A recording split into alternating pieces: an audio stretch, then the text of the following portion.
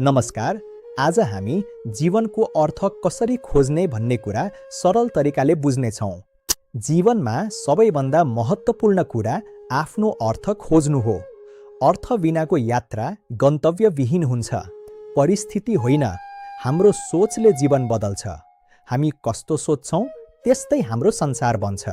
दुःखले पनि हामीलाई सिकाउँछ। हरेक पीडाभित्र एउटा पाठ र अर्थ लुकेको हुन्छ। मायाले मानिसलाई बल दिन्छ।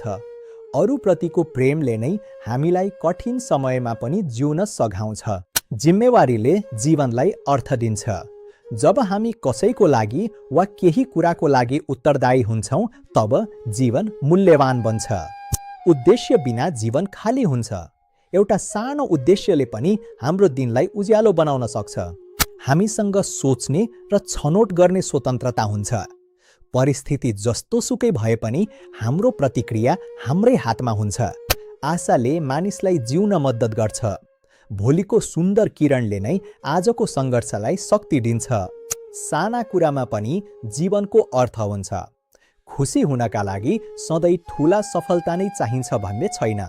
जीवनले सोध्छ, तिमी संसारलाई के दिन सक्छौ? हाम्रो कर्म नै हाम्रो उत्तर हो। जीवनको अर्थ बाहिर होइन, तपाईँ भित्रै हुन्छ। आफ्नो अर्थ आफै खोज्नुहोस्। धन्यवाद।